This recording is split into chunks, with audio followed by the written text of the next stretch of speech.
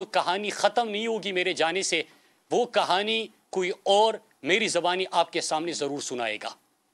अब मैं आता हूँ, दो सवाल मैं आज अरशद भाई के हवाले से करने जा रहा हूँ, फिर जो कल खान साहब के हवाले से एक कातिलाना हमला और खान साहब को शहीद करने के हवाले से जो एक प्लानिंग थी उसके ऊपर बात करूँगा। अरशद भाई के हवाले से मैं सिर्फ दो सवाल आज रखना चाहता हूँ और मैं रिपीट कर दूँ कि तमाम हक़ाइक़, तमाम सबूत, तमाम दस्तावेज़ात, तमाम चीज़ें जब अरशद शहीद की वालदा के मुतालबे के ऊपर कमीशन बनेगा तो उसमें मैं तमाम चीज़ें सामने रखूँगा। आज सिर्फ दो सवाल छोड़ के जा रहा हूँ। FIRs जो अरशद भाई के ऊपर हुए थे उसकी कहानी भी बहुत लंबी है, लेकिन मैं सीधा आता हूँ आखिरी मुलाकात जो अरशद शरीफ शहीद के घर इस्लामाबाद का एक ऑफिसर भेजा जाता है, और जो अरशद शरीफ के नेचर को जानते हैं कि अगर आप उसे धमकी देंगे और आप उसे ललकारेंगे तो अरशद का जवाब क्या होगा, आप तमाम सहाफ़ी हैं, आपको उनका जवाब का मुझसे बेहतर अंदाज़ा होगा। लेकिन उनके घर जाके उनको बताया जाता है कि ये मैं नहीं आया आज यहाँ पे, जो गुफ्तगू मैं आपसे कर रहा हूं तो आप ये समझे कि टॉप से बात आई हुई है और मैं आपको कन्वे कर रहा हूं, और जो आप मुझे कहेंगे ये टॉप तक जाएगी। ये बातें होती है, अरशद का जवाब दो टोक अल्फाज में चला जाता है, और अरशद भाई आखिरी अल्फाज ये होते अगर इसी मकसद के लिए आए हैं तो फिर ना ही समझे।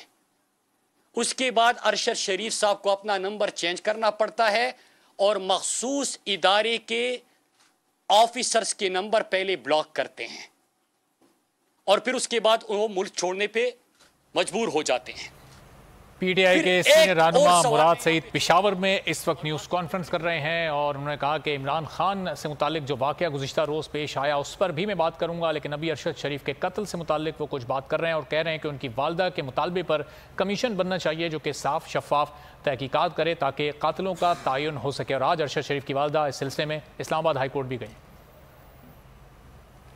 तो 10 और 22 के बीच पाकिस्तान के कौन से आला हुक्काम UAE में मौजूद थे, और इस सवाल का जवाब आपको फॉरेन ऑफिस की बीट रिपोर्टर बेहतर बता सकते हैं।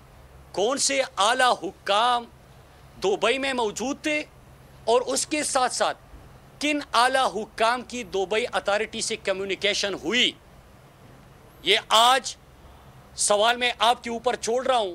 आप बीट कवर करते हो, आप इसी का जवाब खुद आज कौम को बता दें।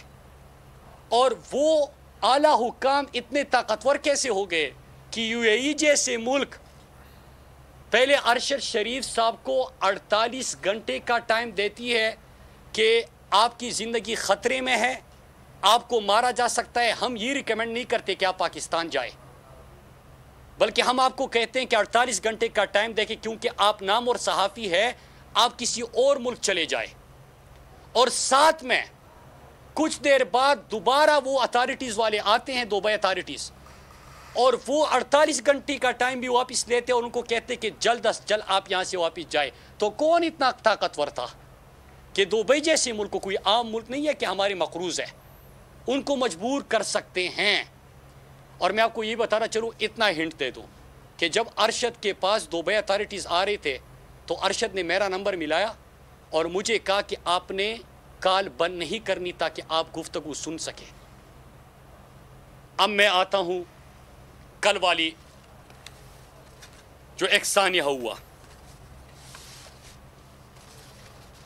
मेरे पहले मैं सवाल पूछता हूं कि आपको याद होगा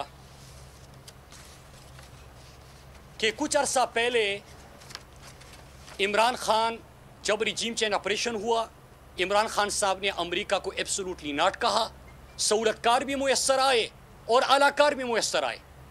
फिर जब इमरान खान की पॉपुलरिटी बढ़ती गई और इमरान खान कंट्रोल नहीं हो रहा, कौम ने भी गुलामी मुस्तरद कर दी, तो फिर उसके बाद क्या होता है कि बंद कमरे में 4 अफराद मिलकर इमरान खान को रस्ते से हटाने की, कत्ल करने की साजिश तैयार करते हैं। और आज मैं जब सोच के आ रहा था कि मैं तमाम नाम, तमाम हक़ाइक़, तमाम चीज़ें कौम के सामने रखूँगा कि एक दफ़ा ये कहानी ख़त्म हो, हम किसी के गुलाम नहीं है कि जब भी आपकी मर्जी करे, जिसके ऊपर भी आपकी मर्जी करे, आप किसी को रास्ते से हटाने की कोशिश करें। फिरौन बने हुए हैं। लेकिन कल जब मैंने अस्पताल हिम्मत की, हौसले की, एक चट्टान की मानिन, पहाड़ की मानिन जब अपने लीडर को देखा कि 3 गोलियां लगी है और कंटेनर से वर्कर्स को हौसला दिलाने के लिए वो उनको सलाम और हाथ हिला के वहां से रुखसत होते हैं। 3 गोलियां लग चुकी है। उसके बाद जब अस्पताल पहुंचते हैं तो बयान जारी करते हैं कि अभी मैं जिंदा हूं, इस माफिया का मुकाबला करने के लिए मुल्क इंतशार की तरफ ना जाए। ऐसा है हमारा लीडर जो इस मौके पे भी इत्तिफाक, इत्तिहाद और पाकिस्तान में अमन रखना चाहता है। दुश्मनों के साजिशों को, अमेरिका के सहूलतकारों और अलाकारों की मजमूम मकासद को वो शिकस्त देते हैं इस हालत में भी। तो जब मैंने वो देखा तो मैंने कहा कि मैं चंद सवाल ही पूछ लेता हूं। पहला सवाल ये कि इमरान खान ने तो एक वीडियो तैयार है, उसमें 4 अफराद जो बंद कमरे में कत्ल की साजिश कर रहे थे, उनके तमाम नाम है। वो तो खुद आपके सामने इमरान खान साहब फैसला करेंगे कि कब आना है।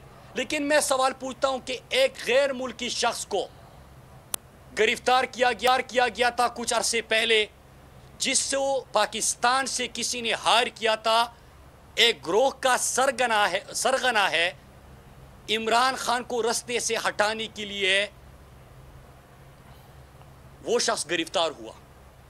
तो जब वो शख्स गिरफ्तार हुआ तो सवाल यह है कि कौन से इदारे के एहलकार किसके कहने पे उसको हवाले करने या वहां से आज़ाद करवाने के अटेम्प्ट्स कर रहे थे। वो कौन थे जो कोशिश कर रहे थे कि जिस गैर मुल्की शख्स को गिरफ्तार किया गया है, जो सरगना है एक ग्रोह का, गैर मुल्की है, इमरान खान को कत्ल करने की साजिश तैयार हो चुकी है, पकड़ा जाता है। कौन दबाव देता है? और जो ऑफिसर्स दबाव दे रहे थे तो उससे क्या इदारे की साख मुतासिर नहीं हो रही थी? दूसरा सवाल मेरा कि कुछ दिन पहले आपने सुना था कि इमरान खान की हेलीकॉप्टर की क्रैश लैंडिंग हुई, सुना था आपने ये? लेकिन उस हेलीकॉप्टर पीटीआई रहनुमा मुराद सईद इस वक्त न्यूज़ कॉन्फ्रेंस कर रहे हैं। गुज़िश्ता रोज़ वाक़ये के हवाले से वो इज़हार ख्याल।